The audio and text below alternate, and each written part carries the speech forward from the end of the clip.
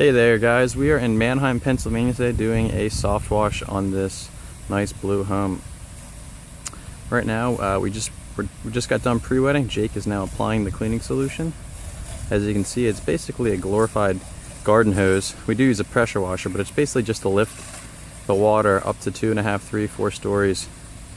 And we put it on with very low pressure, as you can see, and then we'll come back here in a couple minutes after it's done its dirty work, after it's done the hard work, lifted all the dirt and the algae, and we'll rinse it off with anywhere between 400 to 600 psi.